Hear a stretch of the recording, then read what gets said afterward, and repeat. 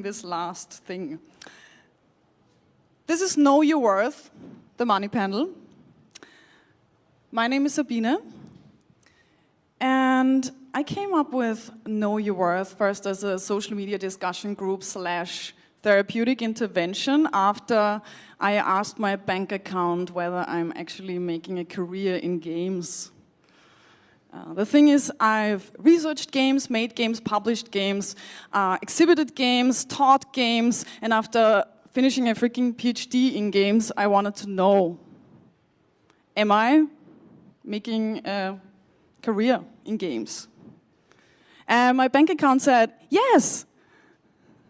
And I was like, yeah. And the bank account said, well, you're making a hobby career. I was like, what is a hobby career?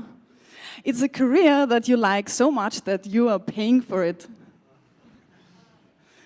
And I felt very, very lonely. I closed the bank account, browser tab, still wondering how it had learned to talk like this. And I talked to friends, and one friend told me, you're not alone, like, probably. Go to talk to people. And in my isolated attempt to pursue a hobby career, I forgot that there are other people out there, organisers, game devs, creatives, publishers, who are asking the same question. What is my worth? And some of them might have figured it all out and found solutions to tackling all our problems, and others might struggle like me, and if we got together, we might actually have a chance at growing together and doing something about it. So that's what I thought, and it totally worked. So the social media forum exploded with like 12 comments in the first hour or something about people sharing their rates and talking about fact and figures and ideas about compensation, and they're sharing our frustrations about not being paid, pointing out the good things about free labor or volunteer work and the gratification of being in this industry. And some of them made it here, and Amaze actually got in touch and said, let's continue this conversation live in front of an audience at Amaze. So thank you, Amaze. Give it up for Amaze for having us here. And thank you to our amazing top-notch panelists who are representing a diverse variety of opinions and experiences on money, regarding money. This is how it works. I'll briefly introduce the panelists to you, and then we'll jump right into the conversation on the question of getting paid, because that's maybe the most pressing issue, and then paying, and finally discussing inclusion and the question of self-worth as it relates to money. And then there'll be a Q&A, so keep in mind all the questions that might come up that relate to this issue to you. So, first of all, give it up for the panelists that made it here. Please give them a hand of applause.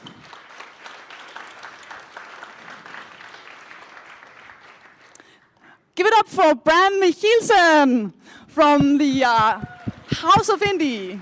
He is a co-founder of the House of Indie, an Antwerp-based non-profit that supports the global indie game scene through several initiatives, such as indie game festival SCREENSHAKE, and HEADSTART, an international summer school for indie game developers. Give them a hand. Next on, Kelly Wallach, founder and CEO of the Indie Mega Booth, chairman of IGF, and co-organizer of Bit Summit. And give it up for Kelly. You heard her talk yesterday.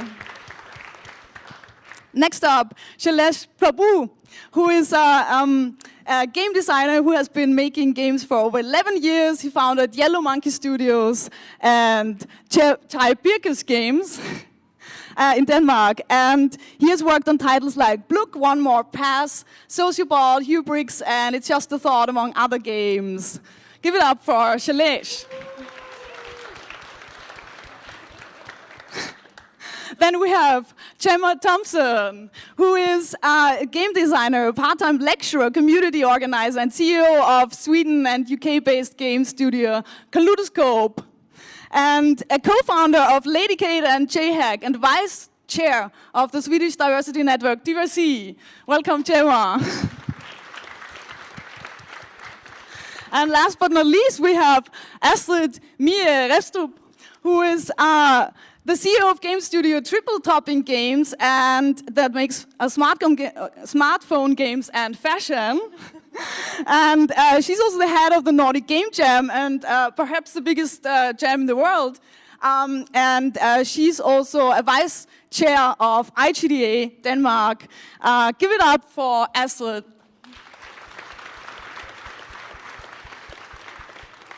So, jumping right into the conversation, if at any point you'd like to tweet about this money panel, here are the hashtags for you. So, I have a question for everyone in the beginning. Who is actually making a living in games?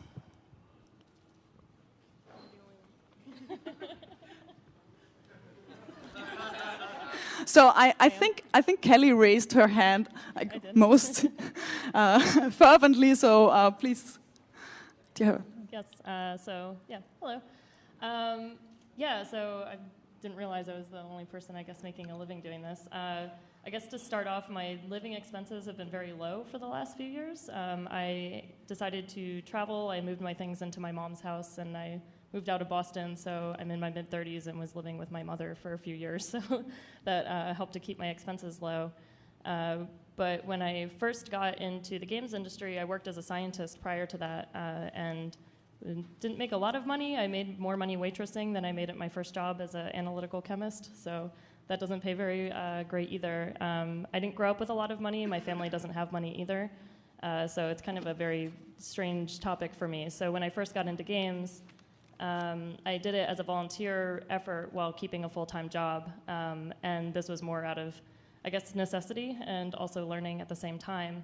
And when I wanted to start making it a company because it was becoming full-time work and people were really enjoying what we were doing and I felt very passionate about it, I spent, I don't know, probably a year asking people, how do you make money? How do people make money in games? Where does the funding come from?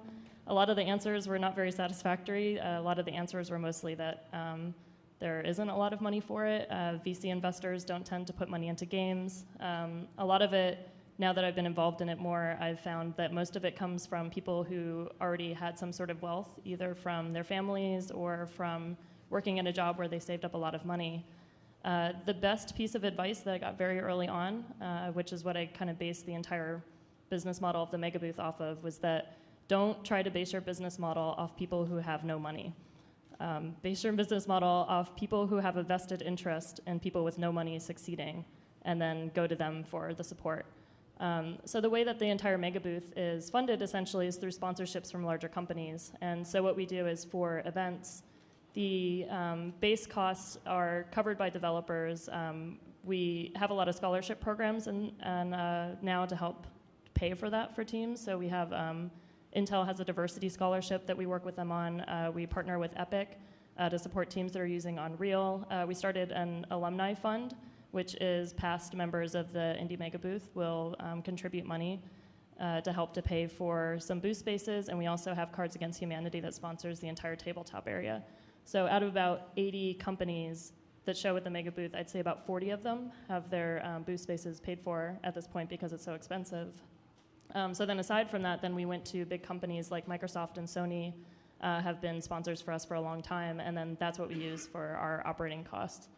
So basically, I didn't leave something that was paying until I knew I was going to be making money doing something else. And I'm kind of looking back at it, I didn't realize that I was kind of one of the few people that bootstrapped my way up into this industry, I guess. Wow. What about you, Shailesh? You also raised your hand. I think I kind of made money in India for a while running my own studio, but it was like Indian money, so it was enough to survive there because the costs are incredibly low. But I mean, so that's why I'm like, yeah, I made some money, but I wouldn't be able to do that in Europe at that cost. So now I have a job, which is also in games. So yeah.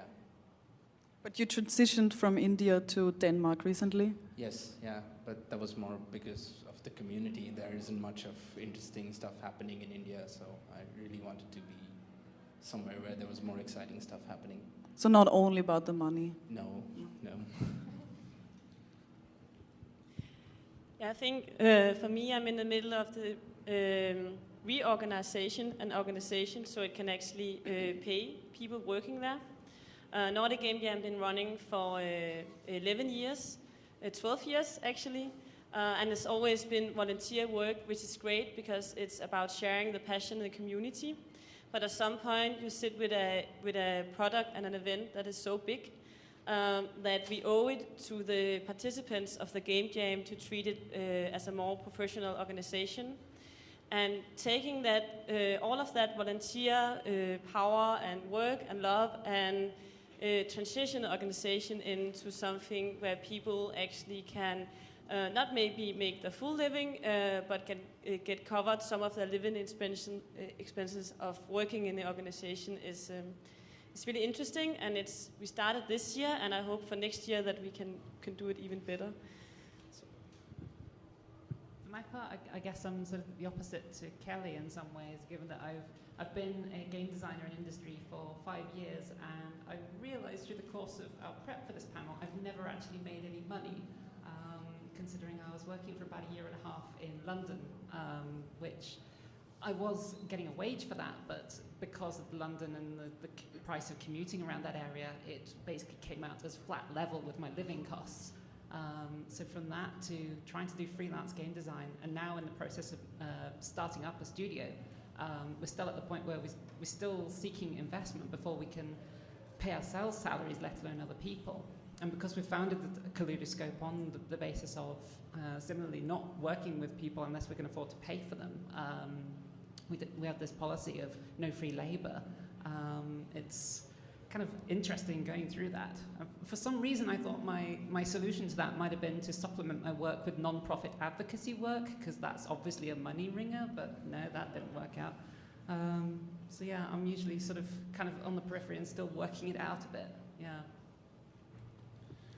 I guess in a sense, the House of Indies model is semi-comparable to what Kelly just said, except we're not actually there yet in terms of being able to make a living of it. That's partly because the people that we organize things for are not super affluent. HEADSTART, for example, is a summer school which is aimed at people who either like just graduated or they just started their own company. They're not people who can pay like 2,000, 3,000 euros to attend a week-long event. So most of that stuff gets funded through sponsorship.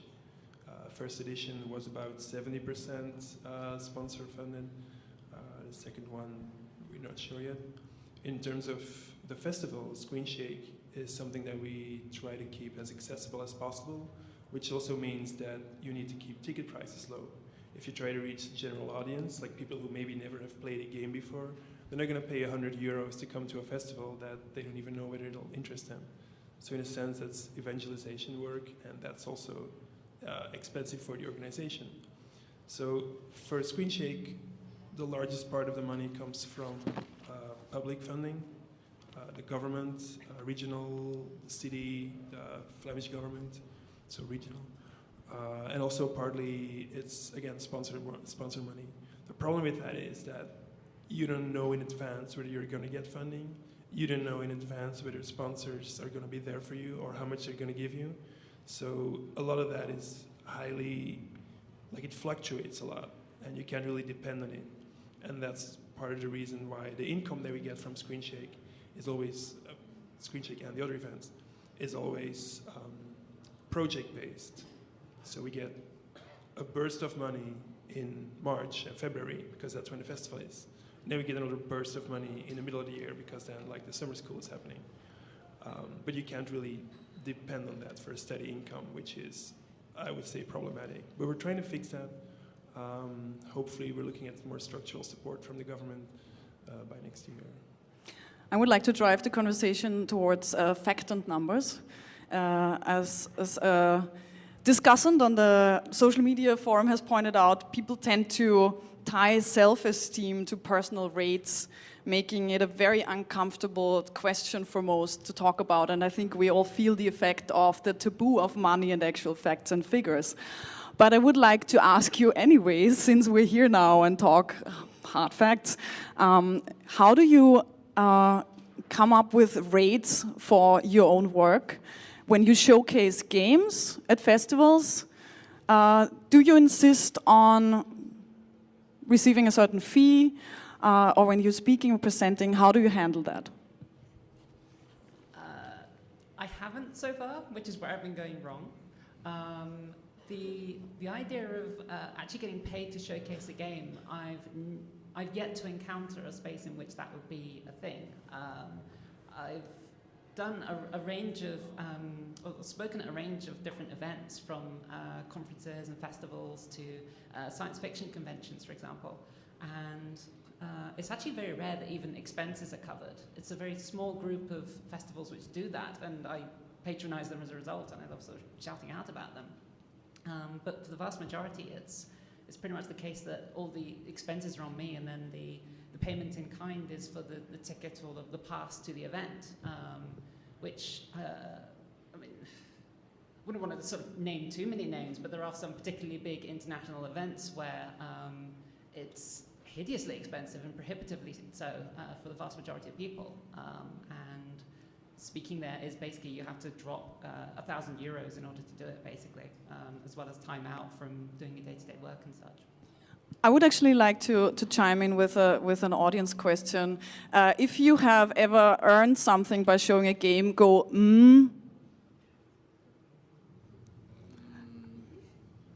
I have one If you have never earned anything from showing a game, go,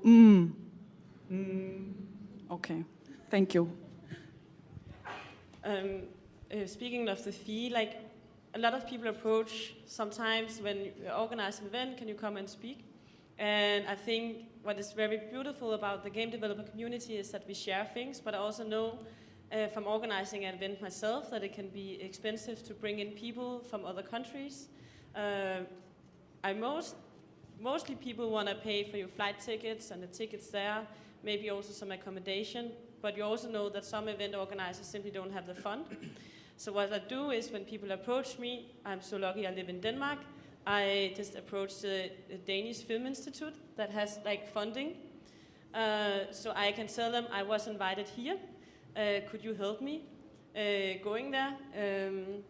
And you can also approach embassy, so if you want to bring a speaker in, or if I want to go somewhere to speak at an event, you can approach that embassy and say, hey, this would benefit both countries, that we are making network. So sometimes it's not only about being, oh, you can't pay me, then I don't want to show up. We can help each other figuring out, because I think it's very important that people can still travel and share ideas, and even if it's a small event with a small budget to help out. And contacting public funding and embassies is a really good way to go. I did it this year with some of the people for Nordic Game Jam, and it went really well. And I just recently got funding to go and travel somewhere else. So it's a good little tip if an event can't afford paying everything for you. I think one of the things I'd just like to chime in with that is the US does not have any systems that are like that. There is basically no public funding for anything that is related to that. On the flip side of it, because it's super capitalist and everything revolves around money, a lot of companies will kind of take the place of what government funding would do. So, for example, one of the reasons that we had a hard time doing events in Europe is because a lot of our main sponsors don't have large marketing budgets in Europe because they spend all their marketing budgets in the US, which kind of just trickles down to their marketing budgets in Europe.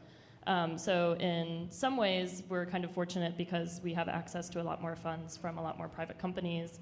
There's a lot of money flying around in things, and people will, throw money at problems. Like I said, the scholarship idea is something that's all essentially funded through private companies, and the travel is something that we're trying to work on. I'm hoping to be working with a particular airline to see if we can get free flights for people to come in from foreign countries, because that's been a really big issue. Is it's hard for us to increase the numbers of diversity at events, especially like PAX, because it's expensive to be there, and it's expensive to get there, and it's expensive to be in the US in the first place.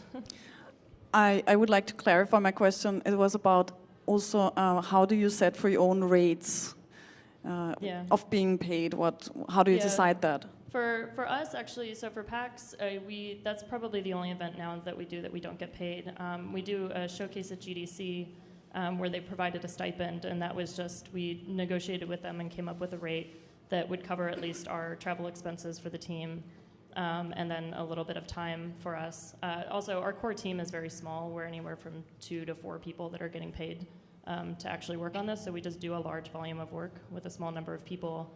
And I've used that rate to kind of base out talking to other events, but getting events to pay for us to come work for them has been very difficult, and a lot of times the kind of sales pitch that we get from a lot of conferences is they're like, hey, we love the content, we think it's really exciting, it's really going to diversify the kinds of games that we have at the event, we'd love to have you here. And I'm like, great, can you pay for travel, or can you pay for our curation work, or can you give the developers free space? And they're like, oh, no, and also it's going to cost you $50,000 to buy the space. And I'm like, this is the worst sales pitch I've ever heard. And we get about 15 to 20 of those a year. But apparently it works. Yeah. So that's what we hear. Yeah. Well, like I had mentioned, we started saying no to things like that, and I'm working on something now to start up small local events that would be based around the developers wouldn't have to travel very far. We'd run them kind of charity style. We'd start to educate fans on why it's important to support local developers, and then we'd do a profit sharing with the event for the developers so that they can start to be paid to be content at the event. So the travel costs would be low, their expenses would be low, and then ideally they'd be able to at least make some sort of money while they're connecting with their teams, because this is becoming incredibly, incredibly frustrating for me, and I find it really sad that a lot of developers are doing all this amazing work, and these big companies come to us as like kind of the gatekeeper on this, and they expect us to tell a bunch of developers to do all this free work to bring all their cool content to their big events that are getting very stale and tired of AAA stuff, and I find it like incredibly unfair.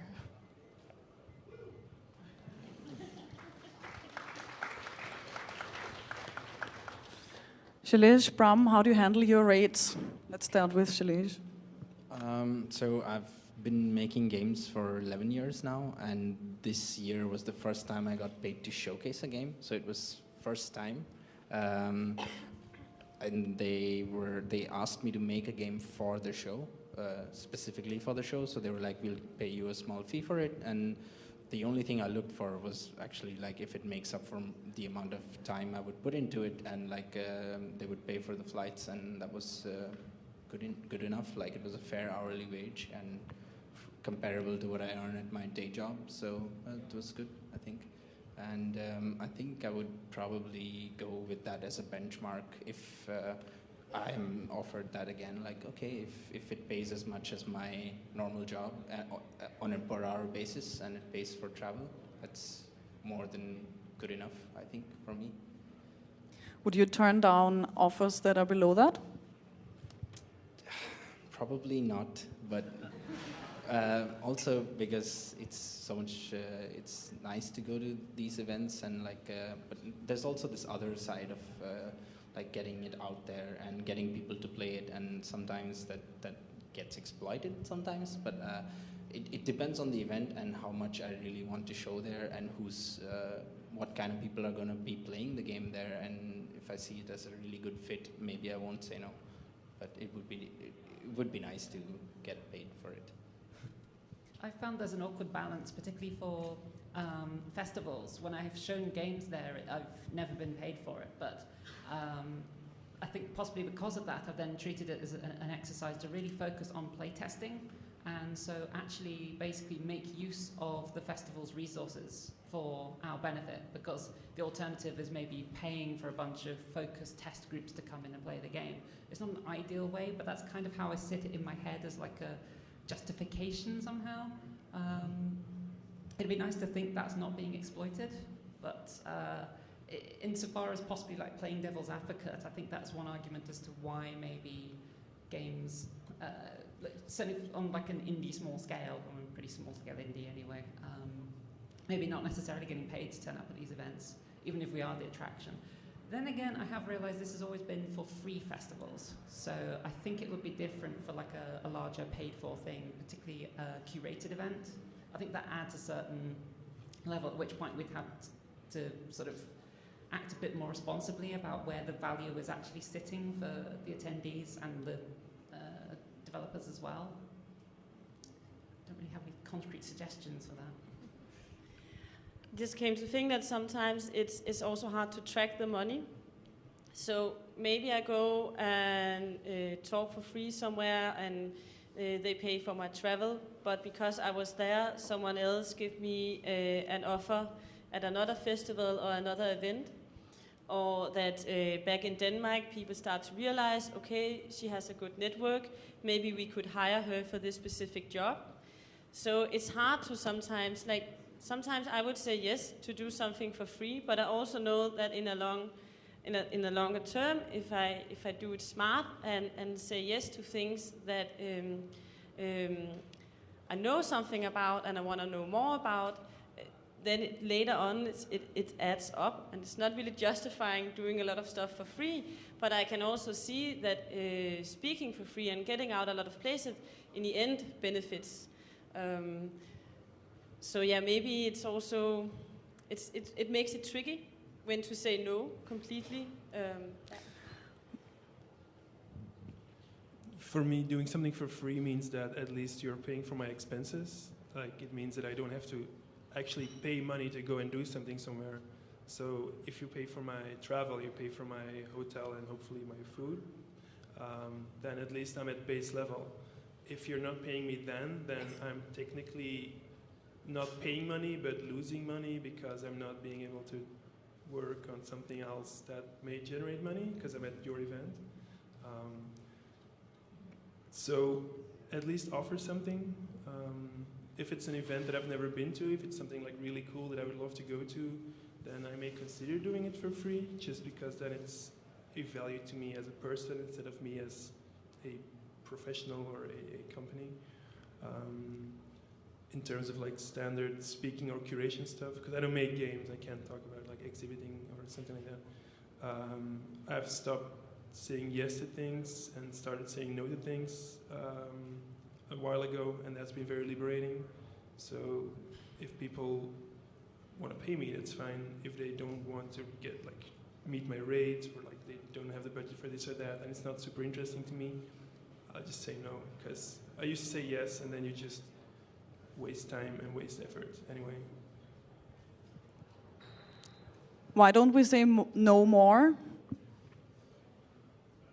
I think there's like a fear of that if you're not out there all the time and you're not at all these things and people aren't seeing your game and they're not seeing you, that they're going to forget about you or that you're going to miss out on opportunities. And in some ways that's true, like what Astrid was saying with attending events. So when I first started the Mega Booth as a full-time job, I basically went to as many things as possible for the first year. And then I didn't ever do that again because it was very draining. It makes it hard to work on other things.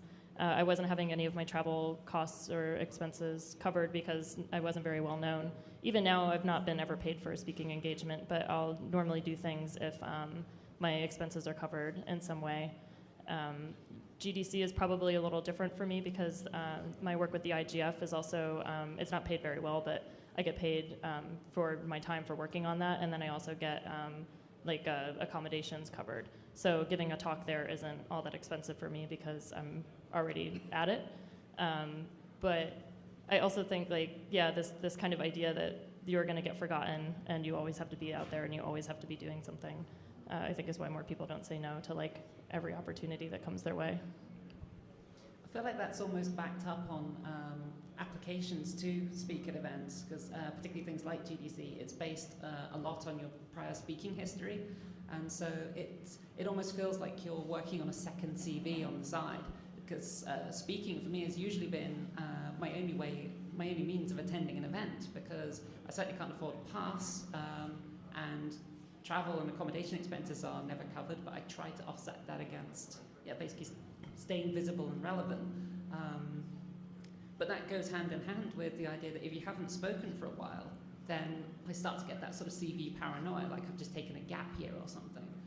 Hashtag CV paranoia. Yeah. Yeah, and it becomes like a tiring extra thing to try and do to keep going to events, is basically to come up with things. This was actually, when I first signed up to come to Amaze, I was just going to get a pass and check it out, because I thought this is going to be the first event in about 4 years that I haven't spoken at. And then I've just sort of broken that rule, but in a nice way.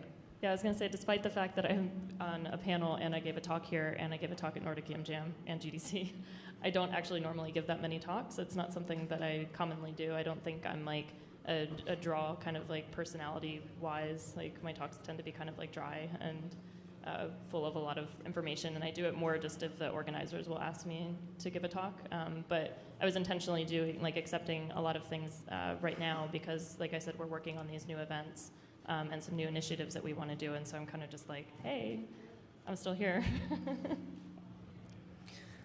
Any further thoughts? Otherwise, I'd ask a new question. Okay, so I was wondering about the value of publishing games for free versus for pay. Because there's this recurring argument that people who publish their games for free are ruining the market, such as speakers who don't charge, growing a toxic ecosystem of events that profit from the cool speakers who go there for free, and to attract new cool speakers and exhibitors who are normalized, or who are getting the impression that it's a normal thing to just do things for free all the time. And so I'm wondering, what is for you the value of, have you ever published a game for free, or are you publishing your games for pay, and what are the reasons for that? I think I've done some free games with ads in them, and I've done paid games. And the results have been like, I mean, we mostly did like paid games on iOS and then free on Google, because no one was paying on Google at the time. So, I mean, it seemed like we didn't really have a choice. So, yeah, so I don't know if it's a toxic ecosystem that we are creating or we're perpetuating by doing it again, but it was like either that or nothing. So, yeah. And I guess it's a little bit similar with speaking as well, right? Like it's either, because events are going to get all these speakers who are going to come and talk for free, how do you say, yeah, I mean, you can say that and then not go. So it's either that or nothing. And as earlier mentioned, CV paranoia, and then you're like, oh yeah, sure, I'll go. And then you get sucked into the whole cycle. And then you get used to it. Yeah, so I think that maybe it's something that should be in the event DNA, like the event should decide that we are going to pay all our speakers and all our thing, and then maybe the example can be set from that side. That brings us to a point that I will address a little bit later about event organizers taking steps to ensure payment, but let's make a round with if you have anything to add to the publishing question. Well, I've worked on games which were released, freemium games, so free to play and then paying for extras, and for sort of like premium games, for lack of a better word, games you just pay for and you have. But at the moment, the games we're currently working on at Kaleidoscope are so the release for free and then pay to unlock the full game. I don't think there's any way we could consider just having a game released for free and just that be it, because we can't afford to make the games we're making at the moment, let alone a game that we won't then be charging for. It's rather a luxury to be able to put something out and say, like, this is what we're about, come and buy our next thing. It just doesn't fit with our business model at the moment. And you need a lot of upfront cash, given that at the moment Kaleidoscope is basically floated entirely upon my business partner and I's having generous partners ourselves. So it's very much a sort of friends and family uplifting kind of thing. We have that sort of financial privilege going, and we don't want to sort of shove that under the table. But yeah, by the same token, we don't have access to like trust funds which would allow us to put out stuff for free. Yeah, I mean, I kind of think with, like we talked a little bit about this where I was saying that with Kickstarter campaigns where people put up the price of their game and they say, oh, I need to raise $50,000, and then fans of video games think that it takes $50,000 to make a game. And I think a lot of this is almost needing to educate consumers and fans of video games about how much it actually costs to do this sort of work, how long it actually takes to make a game, how much it would cost if you were to pay yourself.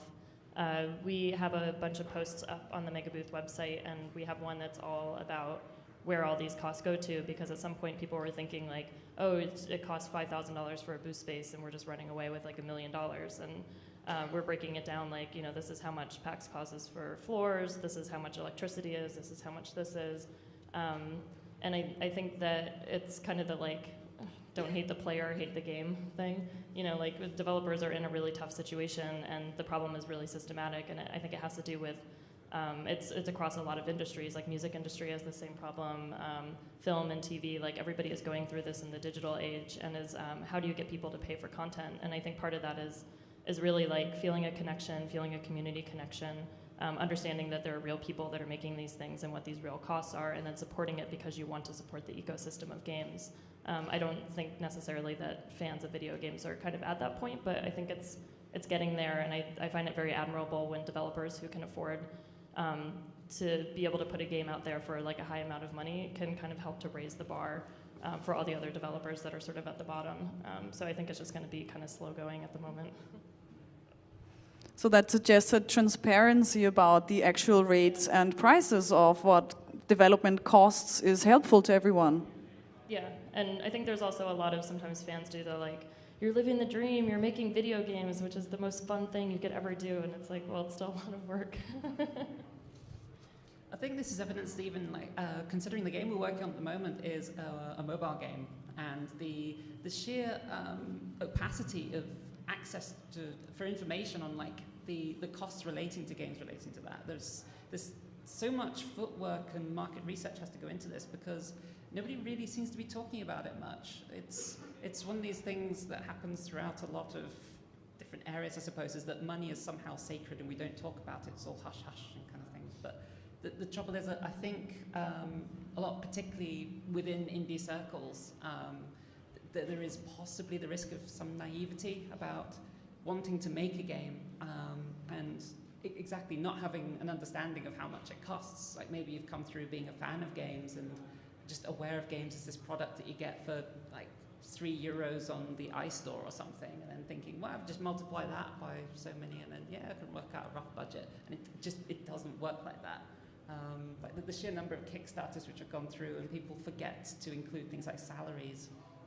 Or really like thinking they can just live out of their garage for like 6 months. I talk to a lot of young developers and they want to pitch numbers to publishers and they're like, okay, I think I should ask for $20,000, and that's because, you know, if I stay here and if I eat this and, you know, this person will work for free, and I'm like, add like 4 zeros onto that number.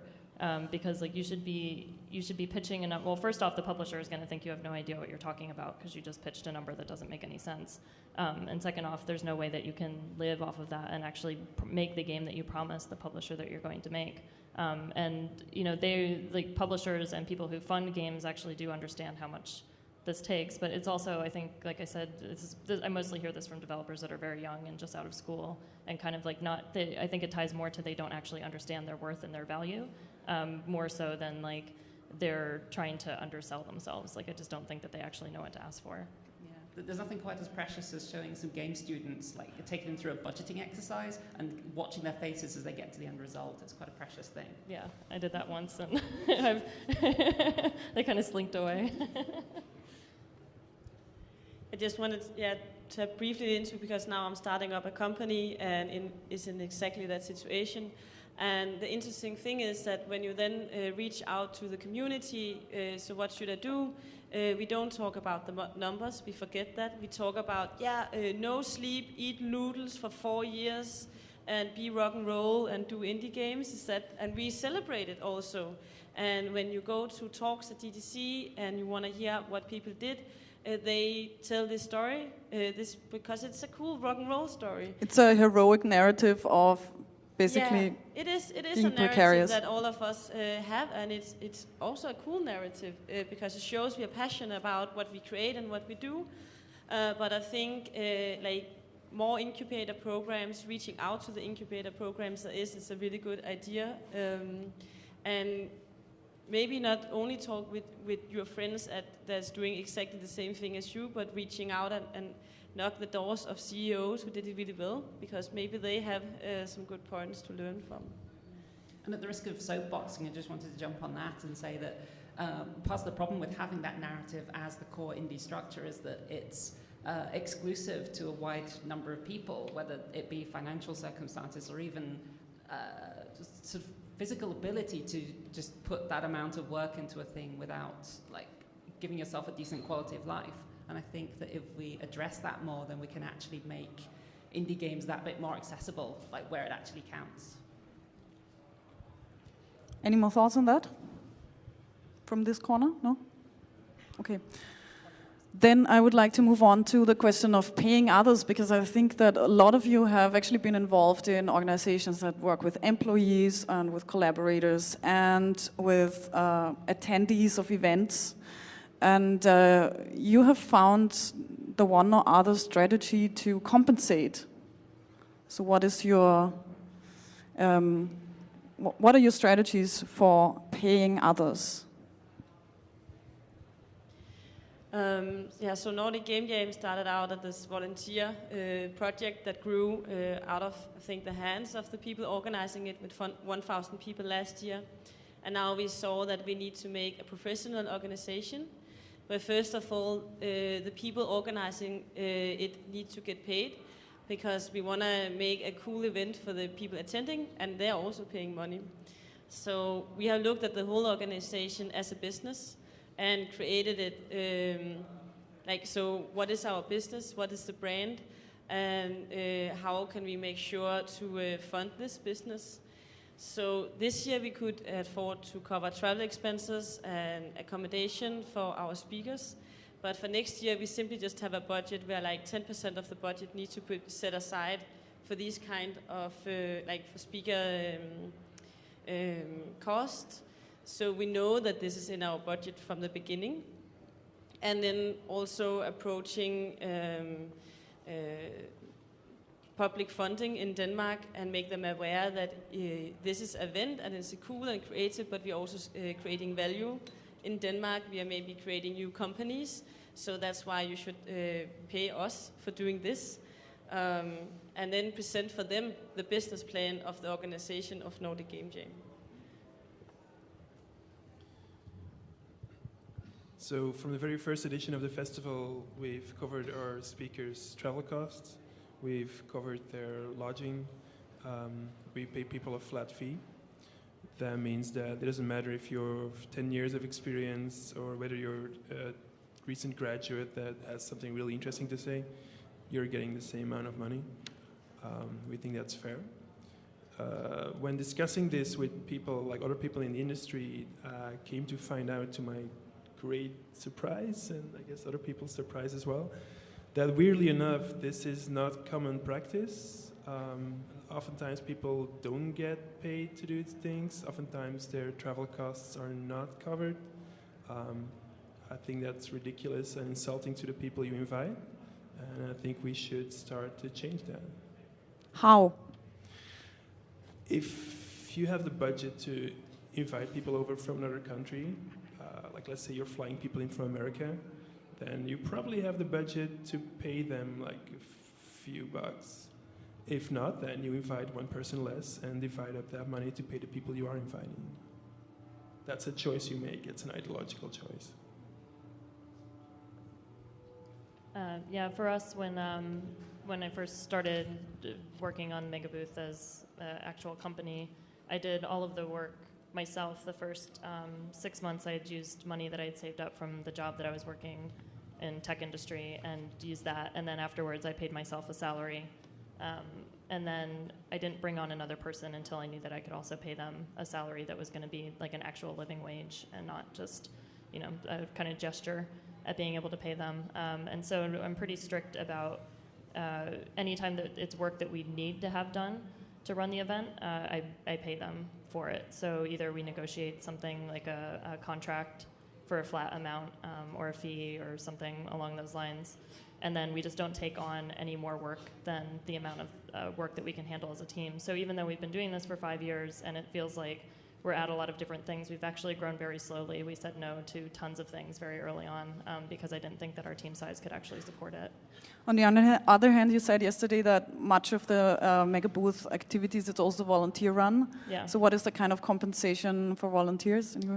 So for volunteers, what makes it really good with PAX is that those tickets are very, very hard to get. So for a lot of smaller conferences, I think compensating volunteers with tickets is kind of like, oh, okay, well, that's sort of fun. But for PAX, those tickets sell out right away. They're very difficult to get in touch with. Also, a lot of our volunteers tend to use it as a way to network and gain foothold in the industry. So a lot of our volunteers, we invite them to networking events, which are things that we charge sponsors, $5,000 or $6,000 for, and we charge individual companies a couple $100 a ticket. So they'll come to those events and be able to meet people and make the connections.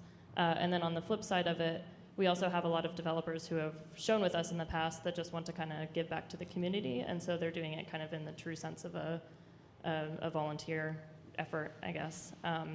But those are also like, they work for 3 days, I think 4 days, and we also schedule, they get breaks, they can go attend panels if they want to, they can do cosplaying, like we're not having people do 8 to 10 hour days every single day. They work maybe a 4 or 5 hour shift over the course of multiple days. I would like to bring up the topic of inclusion before we move to the Q&A. When it comes to defining your worth, it's not only a matter of financial worth, but also of self-worth. And when it comes to the self-worth and money issues, women, people of color, trans people, folks have a statistical disadvantage defining their worth because they are systematically told that they don't belong. So what can we do to include ourselves and to include others? So at Nordic Game Jam, we wanted this year that there would be 50% women in the speaker panel, and we just set it as a goal. And in the beginning I realized, okay, it's actually more expensive because people need to fly. We need to fly more people in. But instead of say, okay, then it's not possible, we just reached out to the IGDA Foundation. And then you have a very specific thing you need to work on. Like we have a goal of including more women or have bigger diversity at our game jam. And for the beginning, it will cost us so much this year, and for next year, it's going to cost even more. Would you like to work with us on that? And that is a really good approach because then they are seen as sort of partners, and they also tap in with ideas because they deal with a lot of events and a lot of people, so they have a lot of experience that I don't have as an organizer of a game jam in Denmark where we are okay at including a lot of people. Not perfect, but okay at it. We're women, but we're still white, so we have... So it's kind of easy, yeah. And then also reach out to communities and having them tell us what to do, because I can't be in the head of everyone. So I need to talk with a lot of people and learning what I need to design at my event for them. And basically, as soon as you know that, then you also know the budget for it, and then you can approach the right foundations and also even sponsors. It makes it easier. I want to have people from more countries visiting Nordic Game Jam. I would like to have people from Asia. We don't see that much at our game jam. This is the cost. We can do it this way, and then you just reach the sponsors also working within this field, and it's also interesting for them. And then it's like selling a package like we normally do with sponsor tires at events, but for diversity. Any more quick thoughts? We have 10 minutes left. It seems to come down to a matter of events putting their money where their mouth is. I've seen this a little bit because about half the talks I've done are on advocacy topics and diversity and things like representing women, trans people, that sort of thing. But there is a lot more outreach to do because people in minorities also tend to be in financial minorities, so it's trickier for them to get out to these sorts of events. but the perceived value of that is greater to the event. This is something that GDC has benefited from in recent years. They have gotten better at including more diverse speakers. Their outreach programs haven't really changed that much in order to reflect that, but the perceived value of attending an event where you have a more diverse range of speakers is that much greater. And for some reason, that translation isn't happening. And I think that needs to happen more. Yeah, my kind of just, I mean, I feel like I could talk about this for ages, but as a very quick thing, I think that a lot of knowing and understanding your value and your worth and coming from, you know, a background where you might not be as financial advantageous, I guess, as other people, I think is a real disadvantage. And I think having mentors and people who can teach you and walk you through this process is incredibly, incredibly important. I talked a little bit about it at my talk at Nordic Game Jam, that like if you can't see yourself in these industries and you don't have someone to help guide you through it, you're never really going to be able to learn, because you're going to be thrown into a world that is existing far beyond what you understand. There's a really interesting TED Talk about why women don't invest in VC funds in the same way that men do, and it really comes down to basically institutionalized confidence levels. That's a great closing note. Audience, if you have any questions, here's the microphone. Please walk up to the microphone and be quick about it, because we're closing soon. Run.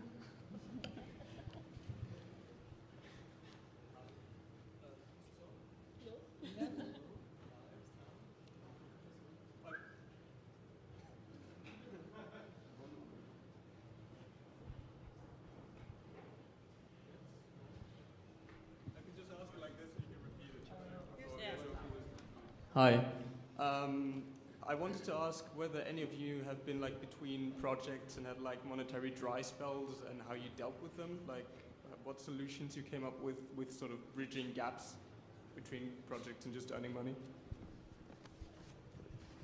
I took a job. Same, yeah, that's basically why I teach part-time, is to try and bridge that gap. I think it's a common thing for game designers in particular, because it's very hard to get freelance work in this. And so the only thing we can do is talk.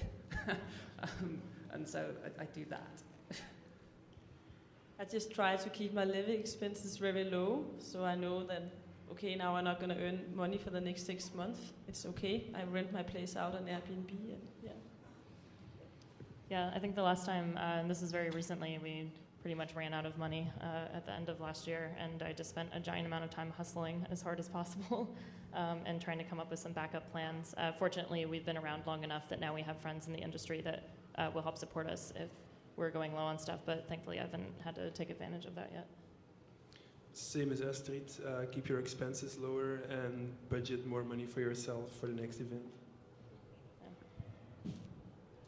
Yeah, as I said, I took a job, and that's, I mean, I find that really liberating as well, because it puts less pressure on my personal projects, and I can do them the way I want without the pressure of, oh, I have to release it in 2 days, and then I don't have any money or anything like that. So I recommend that.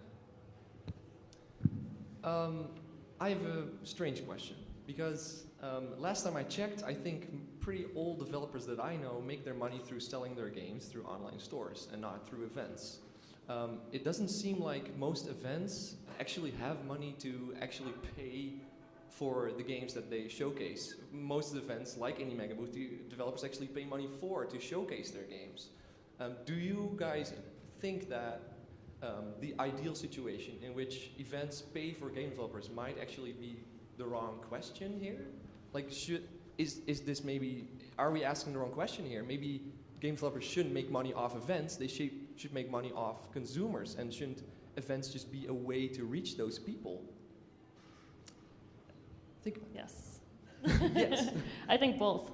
Both. Honestly. Yeah, I mean, a lot of developers can make money selling their game on stores, but I think discoverability issues are really high, and not everybody, you know, sometimes people will put a game out there and it will sell 30 copies or 100 copies or something along those lines. And so if you're going to be at events and you're trying to reach, or do it as a way to reach a consumer audience, then you might as well also make some money doing that.